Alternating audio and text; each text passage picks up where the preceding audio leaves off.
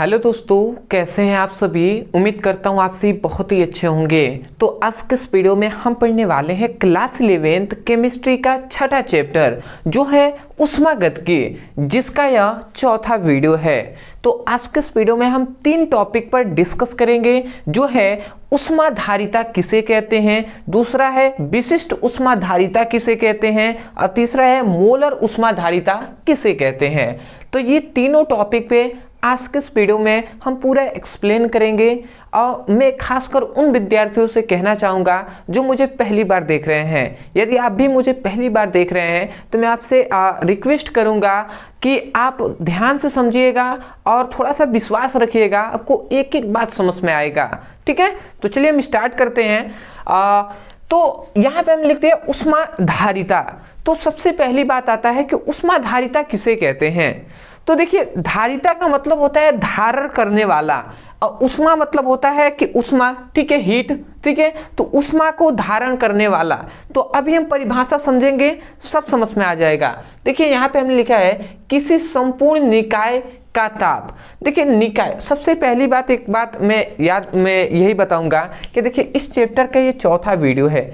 इससे पहले का हमने 3 वीडियो बना दिया है, ये तो चौथा वीडियो है। इससे पहले के 3 वीडियो यदि आपने नहीं देखा तो उसको आप देख लीजिएगा, क्योंकि उसको अगर आप नहीं देखेंगे तो कुछ ऐसे शब्द हैं जो आएंगे वो आपको डिस्टर्ब करेंगे। जैसे यहाँ पे एक शब्द आया है कि किसी संपूर्ण निकाय, तो यहाँ पे एक निकाय शब्द आया है। अब बताइए, आपको निकाय न पता हो तो कैसे आप समझ पाएंगे। फिर भी मैं आपको समझाऊंगा, पर मैं ये कह रहा हूँ निकाय आपको अच्छे से पता हो तो और भी बेटर रहते हैं। निकाय का हम दूसरा नाम कह सकते हैं तंत्र, या तंत्र ना कहकर हम इसको इंग्लिश में क्या कहते हैं, सिस्टम कहते हैं। सिस्टम को ही हम निकाय कहते हैं हिंदी में। तो यहाँ पे यही बताया गया कि किसी संपूर्ण सिस्टम में या किसी संपूर्ण निकाय में निकाय का ताप। ध्यान से समझेंगे, निकाय मतलब क्या होता है, थोड़ा सा यही हम पहले समझ लेते हैं। ये एक बार हम पढ़ लेते हैं। हमने लिखा है किसी संपूर्ण निकाय का ताप 1 डिग्री सेल्सियस बढ़ाने के लिए जितनी ऊष्मा की आवश्यकता होती है उसे हम क्या कहते हैं, ऊष्माधारिता कहते हैं। देखिए आपको समझ में आ गया होगा परिभाषा, बट एक आपको डिस्टर्ब कर रहा होगा जो है निकाय। समझ लेते हैं निकाय क्या है। निकाय को अगर हम समझाएं तो देखिए एक बर्तन है, और इस बर्तन में हमने सपोज डेट मान लिया द्रव भरा हुआ है। ठीक है, इस प्रकार इसमें क्या है, लिक्विड भरा गया है, जैसे पानी होता है वो। ठीक है, तो अब हमें पता करना है कि इस द्रव की ऊष्मा कितनी है। तो जब हम इस द्रव की ऊष्मा हम पता करेंगे तो हम किसकी पता कर रहे हैं, इस द्रव का ही तो हम ऊष्मा पता कर रहे हैं ना, कि इसकी ऊष्मा कितनी है। तो इसमें हम इसका ऊष्मागतिकी के अध्ययन कर रहे हैं कि इसमें मतलब इस द्रव का ऊष्मागतिकी का अध्ययन कर रहे हैं कि इसका ऊष्मा कितना है। तो जिसका हम अध्ययन करते हैं वही निकाय कहलाता है। ठीक है, तो यहाँ पर अगर सिंपल में कहे ना तो जो द्रव है वही है निकाय। क्या हमने कहा, जो द्रव है वही है निकाय। ठीक है, तो यहाँ पे भी वही कहा गया कि किसी संपूर्ण निकाय में, निकाय मतलब आप समझिएगा द्रव, तो किसी संपूर्ण निकाय में मतलब संपूर्ण द्रव में, ठीक है, किसी संपूर्ण निकाय का जो ताप होता है, ये द्रव का जो ताप होगा वो 1 डिग्री सेल्सियस हमें बढ़ाना है। किसी संपूर्ण निकाय के ताप को 1 degree Celsius, only 1 degree Celsius हम कहें, या हमें 1 केल्विन ताप कहें। ठीक है, तो 1 डिग्री सेल्सियस या 1 केल्विन ताप बढ़ाने के लिए हमें जितनी ऊष्मा की आवश्यकता होगी, ठीक है, जितनी हमें ऊष्मा की आवश्यकता होगी उसे ही हम क्या कहते हैं, उसे हम ऊष्माधारिता कहते हैं। मैं आशा करता हूं आप समझ गए होंगे। ठीक है, निकाय का सिंपल सा आप समझिएगा द्रव। तो हम यही कह रहे हैं कि संपूर्ण, हमने क्या कहा, किसी संपूर्ण निकाय का ताप 1 डिग्री सेल्सियस या 1 केल्विन ताप बढ़ाने के लिए जितनी ऊष्मा की आवश्यकता होती है उसे हम ऊष्माधारिता कहते हैं। आशा करता हूं समझ गए होंगे। अब आता है इसका फॉर्मूला, क्योंकि फॉर्मूला बहुत ही इंपॉर्टेंट होता है। तो फॉर्मूला आप याद रखेंगे, मैं इसको मिटा दे रहा हूं। ठीक है, देखिए फॉर्मूला बहुत इंपॉर्टेंट होता है, वो मैं लिख दे रहा हूं। देखिए जो ऊष्माधारिता होते हैं इसको हम C से दर्शाते हैं, और C = होता है Q/Δt। तो ये फॉर्मूला आप याद रखेंगे। ठीक है, जहां पर ये C क्या है, तो C अभी हमने बताया ऊष्माधारिता है। ठीक है, तो मैं नाम भी लिख दे रहा हूं यहाँ पे जिससे आपको आसानी हो, ऊष्मा धारिता, थोड़ा सा छोटा छोटा मैं लिख दे रहा हूं। ये Q क्या है? Q है उष्मा में, उष्मा की जो मात्रा, मतलब हमने कहा ना कि जो क्या होता है कि हमने यहाँ पे कहा ना कि 1 डिग्री सेल्सियस ताप को बढ़ाने के लिए जितना उष्मा की आवश्यकता होती है उसे ही हम उष्माधारिता कहते हैं। तो Q क्या है? उष्मा की मात्रा है कि कितना उष्मा लग रहा है। तो मैं यहाँ पे लिख दे रहा हूँ उष्मा की मात्रा। ठीक है जी। यहाँ पे डेल टी क्या है? डेल टी है ताप में वृद्धि। तो यहाँ पे हम ताप में वृद्धि कितना कर रहे हैं? 1 डिग्री सेल्सियस कर रहे हैं। तो यही टी क्या है? ताप में वृद्धि है। तो हम लिख सकते हैं ताप में वृद्धि, मतलब ताप में हम कितना वृद्धि कर रहे हैं वो है। तो ये हुआ आपका एक टॉपिक कंप्लीट। मैं आशा करता हूं समझ गए होंगे। सिंपल में हमने कहा किसी, मतलब हमने कहा किसी संपूर्ण निकाय का ताप 1 डिग्री सेल्सियस बढ़ाने के लिए जितनी उष्मा की आवश्यकता होती है उसे हम उष्माधारिता कहते हैं। और ये फॉर्मूला आप याद रखेंगे। ठीक है, आते हैं दूसरे पर। पहला हमारा कंप्लीट हो गया उष्माधारिता। दूसरा होता है विशिष्ट उष्माधारिता। इसको भी हम समझ लेते हैं।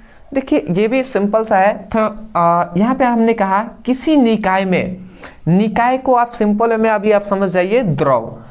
डीप में समझना है तो आप लिखिएगा निकाय किसे कहते हैं ब्रदर सर स्टडी। इतना लिखकर यूट्यूब पे सर्च करेंगे, वीडियो आपको मिल जाएगा। तो उसमें निकाय को समझ लीजिएगा। ठीक है, परिवेश को समझ लीजिएगा। तो ये सब कुछ आप समझ जाएंगे तो आपको अच्छे से समझ में आएगा। तो देखिए यहाँ पे कहा गया किसी निकाय में, निकाय मतलब सिंपल में आप समझिए द्रव मतलब पानी। तो किसी निकाय में 1 ग्राम द्रव्यमान का ताप, कोई भी निकाय है, मान लेते हैं कोई द्रव है, तो द्रव में 1 ग्राम द्रव्यमान का जो द्रव्यमान का ताप 1 डिग्री सेल्सियस बढ़ाने के लिए जितनी उष्मा की आवश्यकता होती है उसे हम विशिष्ट उष्माधारिता कहते हैं। समझ में आया यहाँ पे क्या कहा जा रहा है? देखिए पॉइंट्स को नहीं पकड़ेंगे तो आपको समझ में नहीं आएगा। थोड़ा सा एक बार और समझिए। हमने कहा किसी निकाय, निकाय मतलब द्रव, तो किसी निकाय में 1 ग्राम द्रव्यमान का ताप, मतलब कोई भी निकाय है, मान लेते हैं द्रव है, तो इस द्रव में से 1 ग्राम हमें द्रव, 1 ग्राम द्रव्यमान का हमें द्रव निकालना है। मान लेते हैं ये जो द्रव है तो इसमें से 1 ग्राम द्रव हमने निकाल लिया, 1 ग्राम द्रव्यमान वाला द्रव हमने निकाल लिया। ठीक है, उसका द्रव्यमान कितना होना चाहिए? मतलब हमने इसमें से द्रव को तो निकाला, पानी को निकाला, परंतु वो कितना द्रव्यमान का है? ठीक है, तो 1 ग्राम ही द्रव्यमान है। तो वही बात कहा जा रहा है कि किसी निकाय के 1 ग्राम द्रव्यमान का ताप 1 डिग्री सेल्सियस बढ़ाने के लिए जितनी हमें उष्मा की आवश्यकता होती है उसे हम विशिष्ट उष्माधारिता कहते हैं। उसे हम क्या कहते हैं? विशिष्ट उष्माधारिता कहते हैं। मतलब ये द्रव मतलब निकाय सिंपल वे में, तो ये द्रव है तो द्रव तो ज्यादा है, परंतु इसमें से हम कितना 1 ग्राम द्रव्यमान का ही द्रव निकालेंगे। मतलब हम इसमें से जो द्रव निकाल रहे हैं उसको यदि हम तौलेंगे तो 1 ग्राम ही होगा। तो 1 ग्राम द्रव जो है उसके ताप में 1 डिग्री सेल्सियस की वृद्धि करने के पर, वही ना कहा जा रहा है कि 1 ग्राम द्रव्यमान के ताप 1 डिग्री सेल्सियस बढ़ाने के लिए जितनी हमें उष्मा की आवश्यकता होगी उसे हम विशिष्ट उष्माधारिता कहते हैं। थोड़ा सा आपको अगर समझ में आ गया तो अच्छी बात है, 1-2 बार पढ़ेंगे समझ में आ जाएगा। अर्थ को आप समझिए कि हम क्या समझाने का प्रयास कर रहे हैं। हम कह रहे हैं ये पूरा निकाय है, तो निकाय में से, निकाय मतलब द्रव है, तो इस द्रव में से केवल हम जो द्रव निकाल रहे हैं तो वो द्रव कितना है? 1 ग्राम द्रव्यमान का द्रव है। तो हम यही कह रहे हैं कि 1 ग्राम द्रव्यमान का जो द्रव है उसके ताप में 1 डिग्री सेल्सियस वृद्धि कर रहे हैं। तो वृद्धि करने के लिए कुछ ना कुछ उष्मा चाहिए और उस उष्मा को ही हम क्या कहते हैं? विशिष्ट उष्माधारिता कहते हैं। आशा करता हूं आप समझ गए होंगे। वही बात कहा गया किसी निकाय में 1 ग्राम द्रव्यमान के ताप 1 डिग्री सेल्सियस के वृद्धि करने के लिए जितना उष्मा की आवश्यकता होती है उसे विशिष्ट उष्माधारिता कहते हैं। 2-3 बार आप पढ़ेंगे समझ में आ जाएगा। इसके अगर फॉर्मूले पर हम बात करें तो इसको हम CS से प्रदर्शित करते हैं। CS इक्वल टू होता है Q बराबर M इंटू डेल T। ठीक है जी, तो ये फॉर्मूला आप याद रखेंगे। CS क्या है? विशिष्ट उष्माधारिता है। तो नाम भी लिख दे रहा हूं। ठीक है, ये क्या है? विशिष्ट ऊष्मा धारिता। ठीक है जी। Q क्या है? Q है ऊष्मा की मात्रा। और यहां पे ध्यान से समझेंगे, यहां पे एक M है, एक डेल T है। M जो है ना, M है द्रव्यमान, द्रव्यमान है। ठीक है, नहीं हमने कहा कि जो निकाय है, निकाय में से हम कितना द्रव्यमान लेंगे, 1 ग्राम द्रव्यमान निकालेंगे। तो वही हम 1 ग्राम निकालते हैं। न्यूमेरिकल में आपको मान लेते हैं 2 ग्राम निकाल दिया, तो वही पर आपको पुटअप करना होगा। तो M क्या है? द्रव्यमान की मात्रा है। और T क्या है? T है ताप में वृद्धि। ठीक है, तो ये हुआ आपका, मैं आशा करता हूं समझ गए होंगे। फॉर्मूला याद रखेंगे, CS = Q/m × ΔT। ठीक है, आते हैं तीसरे पर। तीसरा है मोलर ऊष्मा धारिता। अब आता है मोलर ऊष्मा धारिता किसे कहते हैं। ये भी जस्ट इसी की तरह है, थोड़ा सा जो यहाँ पे 1 ग्राम द्रव्यमान लिया है वही हम इसमें चेंज कर देंगे। हमने लिखा है किसी निकाय के 1 मोल का ताप। ठीक है, कोई भी निकाय है, ठीक है, तो उसमें 1 मोल के ताप, 1 मोल हम निकालेंगे। मान लेते हैं कोई निकाय है, मान लेते हैं द्रव है, तो निकाय तो बहुत ज्यादा है, निकाय में से हम 1 मोल को निकाल लेंगे। और 1 मोल के ताप में, 1 मोल जो है उसके ताप में 1 डिग्री सेल्सियस बढ़ाने के लिए जितनी ऊष्मा की आवश्यकता होती है उसे हम मोलर ऊष्मा धारिता कहते हैं। समझ में आया? हमने इसमें 1 ग्राम को निकाला था। ठीक है, 1 ग्राम को ही हमने 1 डिग्री सेल्सियस, 1 ग्राम द्रव्यमान का जो निकाय था उसमें 1 डिग्री सेल्सियस का वृद्धि किया, तो उसको हमने कहा विशिष्ट ऊष्मा धारिता। इसमें, इस वाले में जो मोलर ऊष्मा धारिता है, इसमें हम 1 ग्राम ना लेकर हम इसमें 1 मोल ले रहे हैं। तो 1 मोल के ताप में 1 डिग्री सेल्सियस का या 1 केल्विन ताप का हम वृद्धि करने के लिए जितनी हमें ऊष्मा की आवश्यकता होगी, उस ऊष्मा को ही हम क्या कहते हैं? मोलर ऊष्मा धारिता कहते हैं। वही बात हमने कहा है, किसी निकाय के 1 मोल का ताप 1 डिग्री सेल्सियस बढ़ाने के लिए जितना ऊष्मा की आवश्यकता होती है मोलर ऊष्मा धारिता कहते हैं। मैं आशा करता हूं समझ गए होंगे। फॉर्मूला आप ये लिख लीजिए, फॉर्मूला होता है CM = Q/n × ΔT। ठीक है, जहां तक इसकी बात है, CS क्या है? मोलर ऊष्मा धारिता है। मैं यहां पे लिख दे रहा हूं मोलर ऊष्मा धारिता। ठीक है जी। Q क्या है? Q है ऊष्मा की मात्रा।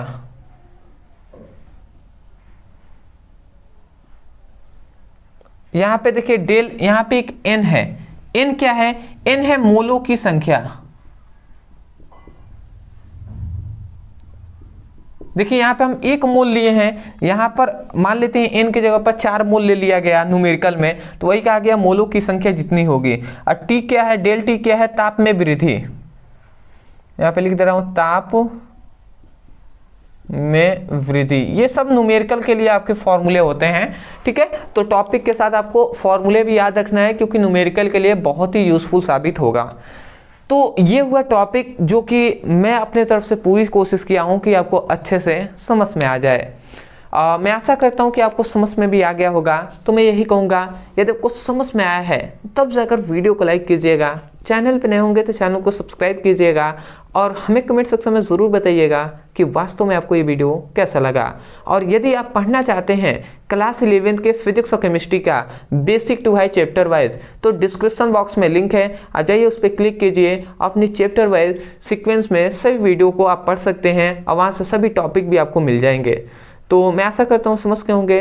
तो चलिए दोस्तों, आज के लिए इतना ही, मिलते हैं एक नए टॉपिक के साथ। तब तक के लिए धन्यवाद।